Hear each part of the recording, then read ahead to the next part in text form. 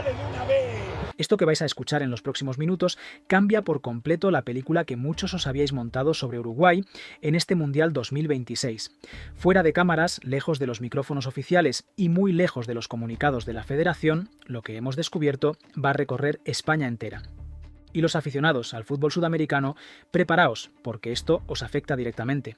Antes de que penséis que esto es otro titular inflado, dejadme contaros exactamente cómo ha pasado todo, porque aquí no inventamos nada, aquí documentamos.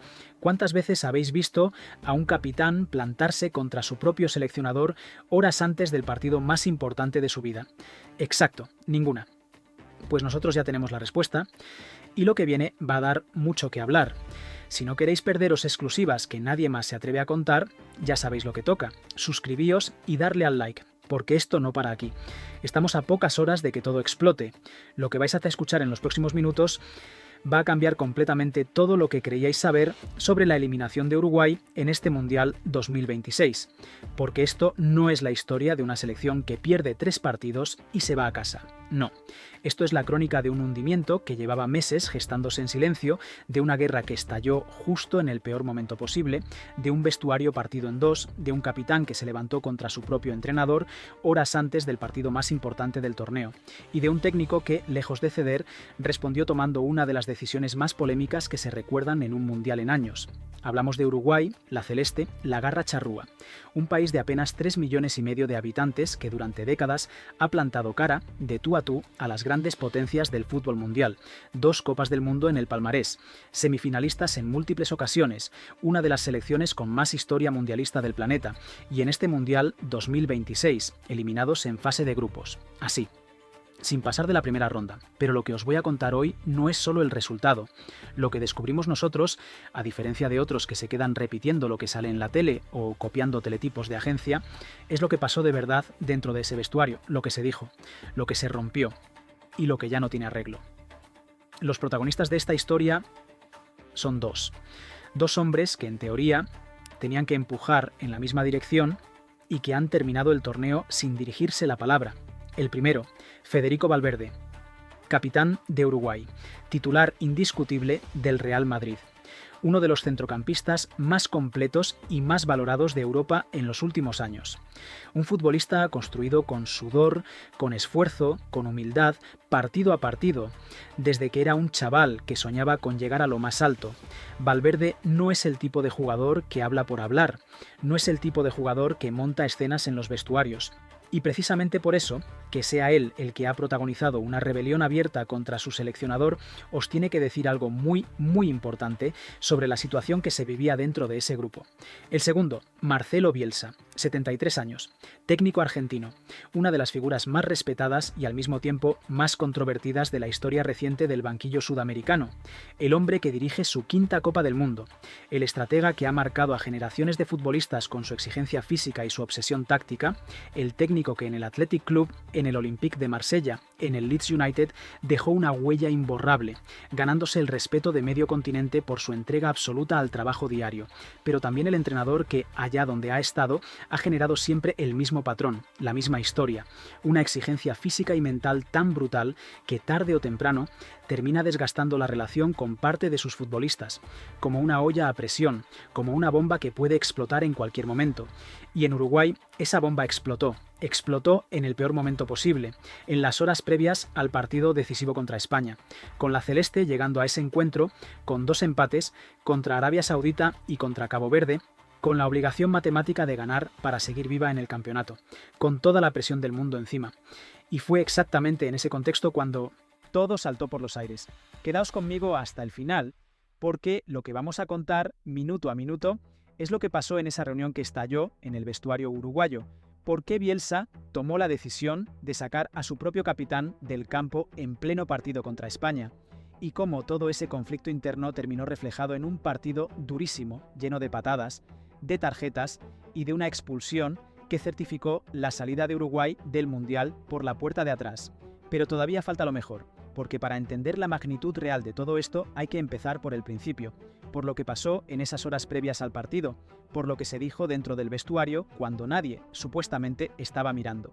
Y lo que se dijo os lo prom 4 jugadores, una reunión planificada, un mensaje acordado de antemano, Y si el técnico no cedía, se levantaban y se iban. Esto no es un rumor.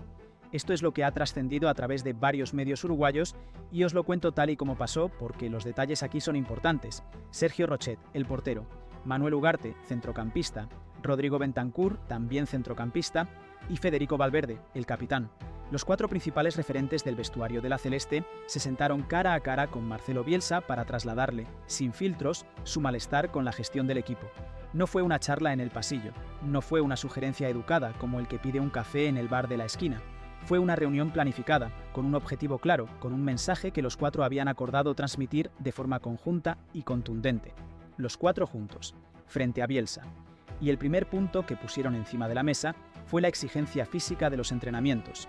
Según las informaciones que han salido a la luz, los referentes del vestuario consideraban que la intensidad de las sesiones de trabajo había sido excesiva, que esa carga física había contribuido a la aparición de varias lesiones dentro de la plantilla, que el desgaste acumulado estaba reduciendo las opciones competitivas del equipo justo en el momento más importante del torneo.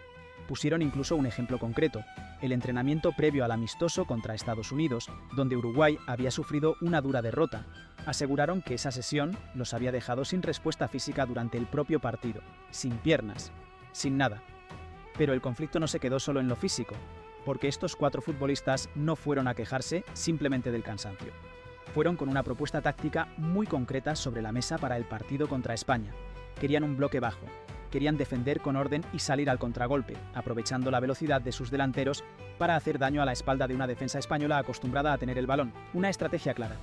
Una estrategia que, en el papel, tiene su lógica. El problema es que esa estrategia era completamente opuesta al fútbol de presión alta y dominio del balón que Bielsa lleva implantando en la Celeste desde el primer día. Absolutamente opuesta, como pedirle a Bielsa que dejara de ser Bielsa. Y ahora viene el dato que lo cambia todo. El detalle que convierte esta reunión en algo que va mucho más allá de una conversación incómoda entre un entrenador y sus jugadores. Antes incluso de sentarse con el técnico, los 4 habían acordado entre ellos una postura firme. Si Bielsa no atendía sus reclamos, si se mostraba inflexible, se levantarían de la reunión y se marcharían. No era un farol, no era una manera de hablar, era un plan trazado de antemano por el núcleo duro del vestuario uruguayo. ¿Habéis escuchado alguna vez algo así en una selección nacional en plena Copa del Mundo? Exacto. Pero lo más increíble todavía no os lo he contado, porque lo que pasó después de esa reunión privada es lo que convierte esta historia en una bomba que va a recorrer el fútbol sudamericano de arriba a abajo durante meses. Bielsa no cedió, Bielsa no se arrugó. Lejos de eso, tomó una decisión que nadie esperaba. Convocó a toda la plantilla, a todos, y pronunció un discurso que, según las distintas versiones que han trascendido, se prolongó entre 40 y 50 minutos. 40 y 50 minutos en las horas previas al partido más importante del torneo. En ese discurso, Bielsa no evitó ningún tema incómodo.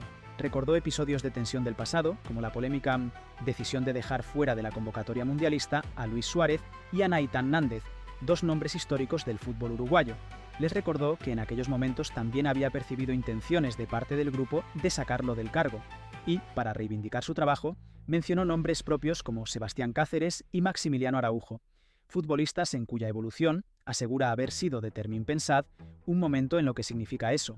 Un entrenador que, en las horas previas al partido más importante de la fase de grupos, en lugar de hablar del rival, en lugar de hablar de táctica, en lugar de motivar a sus jugadores, decide sacar a relucir viejas heridas, viejos conflictos, viejos nombres propios que ya habían generado tensión en el pasado.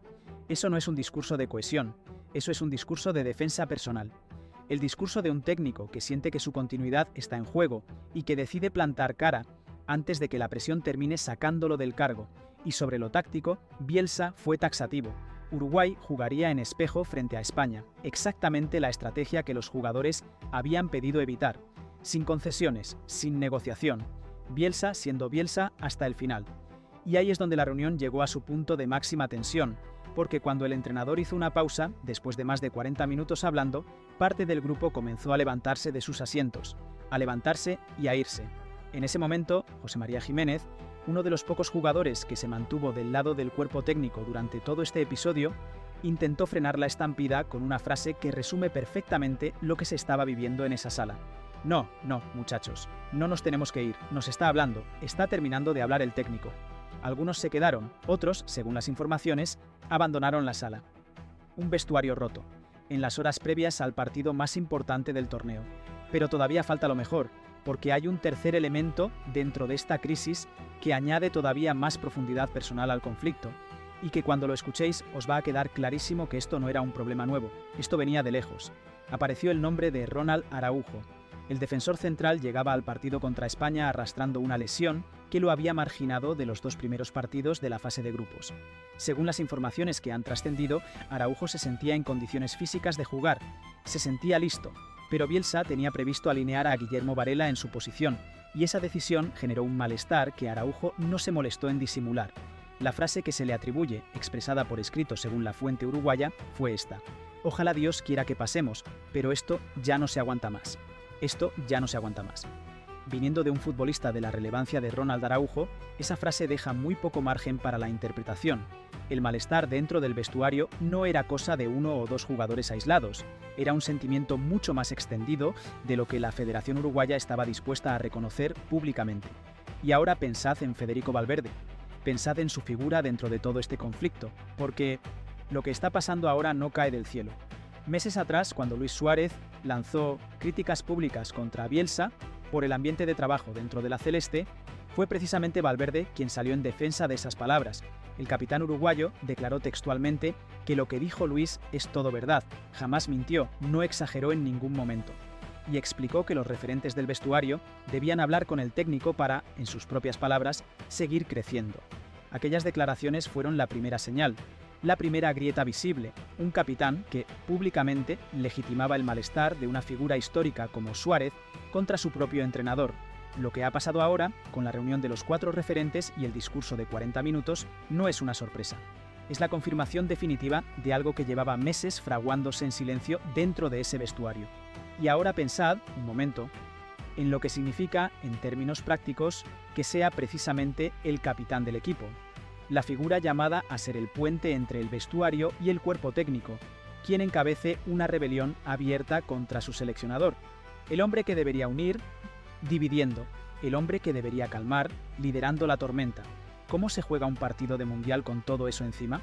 Cuando el capitán deja de defender al entrenador y empieza a liderar las quejas del grupo, el mensaje que se envía hacia adentro y hacia afuera del vestuario es devastador. Ya no hay autoridad compartida. Hay 2 bandos. Y el partido más importante del torneo se va a jugar con esa fractura todavía abierta. Y ahí es exactamente donde os quiero llevar ahora. Porque si creíais que lo que pasó en esa reunión era lo más gordo de esta historia, esperad a ver lo que ocurrió dentro del campo. Porque toda esa tensión interna, todo ese conflicto que llevaba meses gestándose en silencio, terminó trasladándose de manera literal al terreno de juego. El partido arrancó con Uruguay visiblemente nervioso. A los 20 minutos, una mala salida de Fernando Muslera dejó el balón servido a la cabeza de Pau Cubarsí, que por poco no lo aprovechó. Un aviso. Una señal de que algo no iba bien. Y ese aviso se confirmó en el minuto 42, cuando Marcos Llorente metió un centro al área celeste que Alex Baena remató hacia portería. Un disparo que, en condiciones normales, debería haber controlado Muslera sin problema. Pero el balón se le escapó de las manos. 38 años, el partido más importante de la fase de grupos, y el balón se le escapó de las manos. Gol de España. Un error garrafal de los que no solo sentencian un partido, sino toda una participación mundialista. No fue una jugada de mérito extraordinario por parte de España. Fue un error evitable de un portero veterano en el momento de máxima presión, justo después de una reunión interna que había dejado el vestuario roto por la mitad. El fútbol, otra vez, reflejando con una crudeza absoluta lo que estaba pasando fuera del terreno de juego. La respuesta de Bielsa al descanso fue contundente. Sacó a Muslera y metió a Sergio Roset, uno de los 4 referentes que habían liderado la rebelión contra él horas antes. En cualquier otro contexto, una decisión técnica normal. Pero en medio de esta crisis, con todo lo que había pasado en esa sala, dar entrada a uno de tus críticos más directos, en el momento de mayor presión del partido, tiene una lectura que va mucho más allá de lo deportivo. Pero todavía no os he contado la decisión que dejó a todo el mundo sin palabras, la que los analistas españoles calificaron de tremendo mensaje, la que convirtió este partido en algo que va a estar en los libros de historia del fútbol sudamericano durante años. En la segunda mitad, con Uruguay necesitando desesperadamente remontar para seguir con vida en el Mundial, Marcelo Bielsa sacó a Federico Valverde, a su propio capitán, con más de media hora de partido todavía por jugarse. Parad un momento y pensad en lo que eso significa. El capitán del equipo, el jugador que horas antes había encabezado la rebelión en el vestuario, sentado en el banquillo mientras su equipo se hundía y necesitaba un gol para sobrevivir en el torneo. Bielsa, según esta lectura, cobrando facturas en uno de los últimos partidos que probablemente dirigiría al frente de la celeste. Si estáis tan flipados con todo esto, como nosotros cuando lo descubrimos, ya sabéis lo que toca. Suscribíos al canal y dejad en los comentarios qué pensáis de la decisión de Bielsa, porque quiero que todo el mundo sepa lo que opina la gente que de verdad entiende de fútbol. Pero no cerréis el vídeo todavía, porque lo que viene ahora es lo que termina de reventar esta historia por completo. Porque mientras toda esta tensión institucional se desarrollaba en el banquillo y en el vestuario, dentro del campo, estaba pasando algo que iba a certificar la eliminación de Uruguay de la manera más brutal posible. Y lo que pasó en esos últimos minutos, os lo prometo, no os lo esperáis. Y mientras todo eso ocurría en el banquillo, dentro del campo el partido se había convertido en una auténtica batalla. Porque Uruguay, ante la desesperación de quedar eliminada, sacó su cara más dura, la más fea. Sanabria, amonestado por una entrada peligrosa sobre Lamine Yamal. Varela, tarjeta amarilla. Canovio, cometiendo faltas a lo largo de todo el encuentro, un auténtico milagro que no viera cartulina mucho antes. Y Pedri terminó en el suelo tras una entrada sobre el tobillo que el VAR, sorprendentemente, ni se molestó en revisar. Pensad un momento en lo que significa ese nivel de dureza. No es solo competitividad, no es solo la urgencia deportiva de un equipo que se sabe eliminado si no remonta. Es la traducción física de toda la frustración acumulada durante semanas dentro de un vestuario roto. Un equipo que llega a su partido más importante sin cohesión, sin confianza, sin unidad y que descarga toda esa tensión, casi sin darse cuenta, en forma de entradas que bordean constantemente la sanción. Y el desenlace llegó en el peor momento posible. Minuto 95. Tiempo de prolongación, la eliminación prácticamente certificada. Y Agustín Canovio se barrió de mala manera sobre Pau Cubarsí, tarjeta roja directa. Canovio no se fue en silencio, se fue discutiendo con todo el mundo, gritando hacia el banquillo español, reclamando al árbitro Ismail Elfat, que había dirigido el partido con mano firme durante los 95 minutos. Y casi en paralelo, Nico Williams y Nicolás de la Cruz se enzarzaron en un cruce de palabras tan intenso que el propio colegiado tuvo que intervenir físicamente para separarlos, sin tarjetas adicionales, pero con una imagen que resume perfectamente lo que había sido el partido entero. El propio Canovio, ya en zona mixta, con la eliminación confirmada y las emociones todavía a flor de piel, no se escondió. Es difícil hablar ahora, tengo las revoluciones a 1000, hay que esperar que haya serenidad en la cabeza. Y añadió que su equipo había sido respetuoso a pesar de ir fuertes durante todo el partido y que ahora toca hacer mucha autocrítica adentro del grupo. Autocrítica. Adentro del grupo, palabras que, después de todo lo que os hemos contado hoy, suenan a algo mucho más profundo que un simple comentario postpartido. Pero si creíais que el golpe no podía ser más doloroso, esperad a escuchar el dato que lo termina de hundir todo, porque Uruguay no solo se quedó fuera, es que se quedó fuera por detrás de Cabo Verde. Cabo Verde, una selección de un país de apenas 500.000 de habitantes, que disputaba su primer mundial en la historia, que no tiene ni de lejos la estructura ni la tradición futbolística de la celeste, terminó la fase de grupos invicta con 3 empates, clasificada para 16avos de final. Y Uruguay, con 2 Copas del Mundo en sus vitrinas, con jugadores en el Real Madrid, en el Barcelona, en el Manchester United, con una de las historias más grandes del fútbol mundial a sus espaldas, se queda fuera con un único punto de diferencia. Un único punto. Esa imagen, la de una selección debutante superando en la tabla a una potencia histórica del fútbol mundial, es quizás la más dolorosa de todo este mundial para la afición charrúa.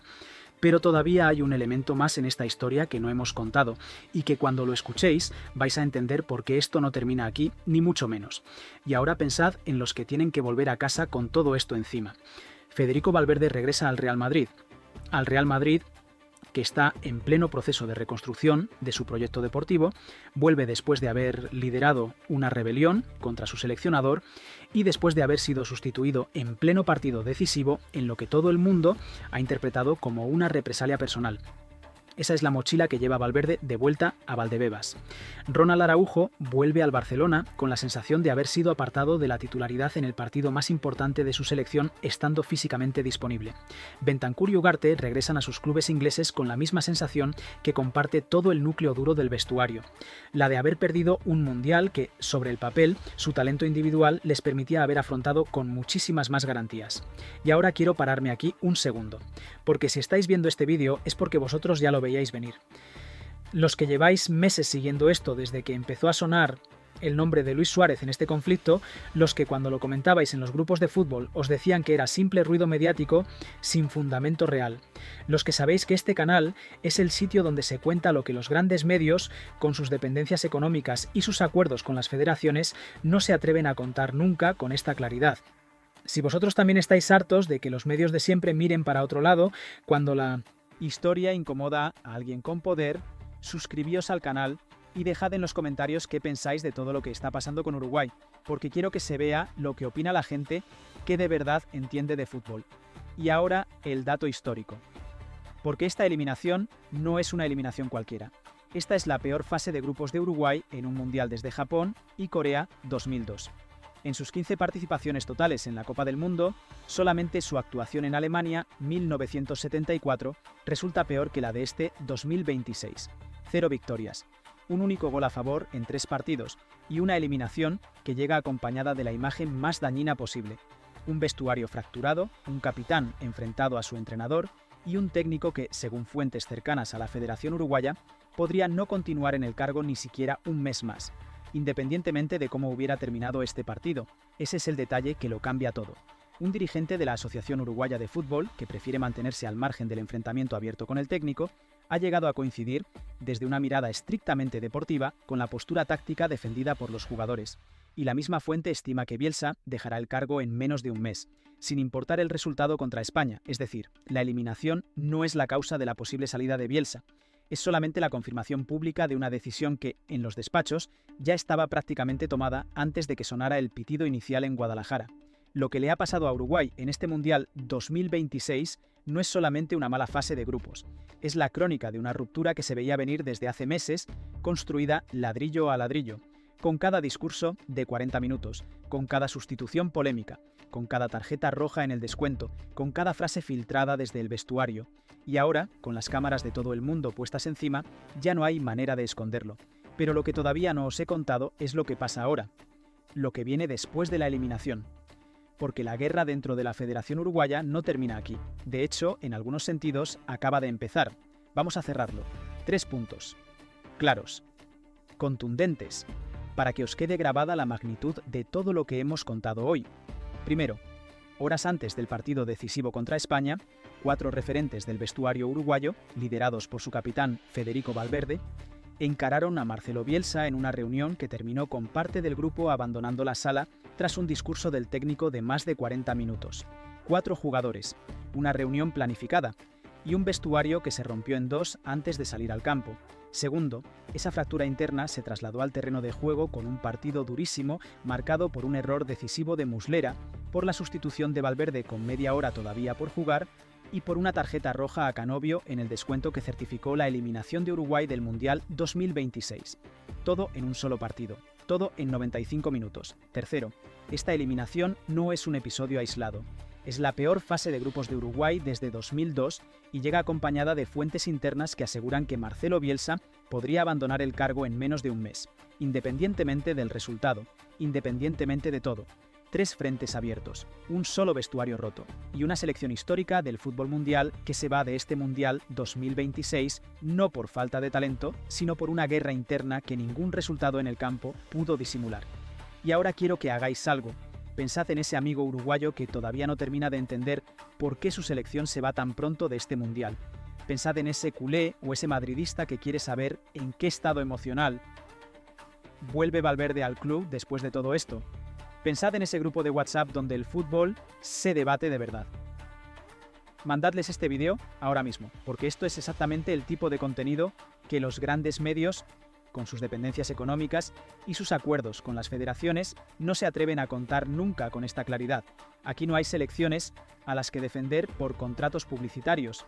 No hay entrenadores a los que proteger más allá del respeto que cualquier profesional merece.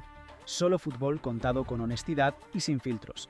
Si vosotros también creéis que la afición se merece saber lo qué pasa de verdad dentro de los vestuarios y no las versiones oficiales que nos intentan colar. Suscribíos y dejad en los comentarios vuestra respuesta a estas 3 preguntas. ¿Creéis que Valverde hizo bien en liderar esa rebelión en un momento tan delicado del torneo? ¿La sustitución del capitán fue una decisión táctica o un ajuste de cuentas personal? ¿Y debería Bielsa continuar al frente de la celeste después de todo lo que ha salido a la luz esta semana? Quiero leerlos todos. Quiero que se vea lo que opina la gente que de verdad entiende de fútbol, porque lo que viene en los próximos días sobre el futuro del banquillo uruguayo va a ser todavía más revelador. En el próximo vídeo os vamos a contar en exclusiva los detalles de lo que se dijo realmente dentro de esa sala durante los más de 40 minutos de discurso de Bielsa. ¿Qué postura ha tomado Luis Suárez desde fuera de la convocatoria ante esta nueva confirmación de que tenía razón meses atrás? ¿Y qué nombre empieza a sonar con más fuerza para sustituir a Bielsa en el banquillo de la celeste de cara al próximo ciclo mundialista? Uruguay se va del Mundial 2026 por la puerta de atrás, pero lo que de verdad se ha roto ahí dentro no se arregla con un cambio de entrenador. Y en el próximo vídeo os vamos a explicar exactamente por qué. Y os dejo con mi opinión personal, porque aquí siempre la damos, sin escondernos detrás de la neutralidad cómoda que usan otros para no mojarse nunca. Esta rebelión, liderada por Valverde, va a pesar mucho más en la historia reciente de la selección uruguaya que el propio resultado del partido contra España. Mucho más, porque los resultados se olvidan. Las crisis de autoridad, las guerras internas que salen a la luz en plena Copa del Mundo, esas no se olvidan tan fácilmente. Y la Federación Uruguaya tiene ahora mismo una decisión todavía más difícil que la de buscar un nuevo seleccionador. La decisión de verdad, la que nadie en los despachos de Montevideo quiere afrontar todavía, es qué hacer con un vestuario que ya ha demostrado en público, delante de las cámaras de todo el mundo, que no confía en la autoridad de su entrenador. Eso no se arregla con una rueda de prensa. Eso no se arregla fichando un nombre nuevo para el banquillo. Eso se arregla con tiempo, con honestidad y con decisiones que van a incomodar a mucha gente dentro de la federación. Pero eso, como siempre, lo vamos a ver juntos, partido a partido, aquí, en Fútbol Salseo. Y hasta aquí llega lo que hoy os hemos traído. Si habéis llegado hasta el final, ya sabéis que aquí no venimos a perder el tiempo ni a contaros medias verdades. Venimos a darlo todo. Si vosotros también estáis hartos de que los grandes medios os cuenten solo la mitad de la historia, suscribíos y dejad en los comentarios qué opináis, para que todo el mundo sepa lo que pensamos de verdad. Un like si esto os ha llegado. Nos vemos en el próximo. No os lo perdáis.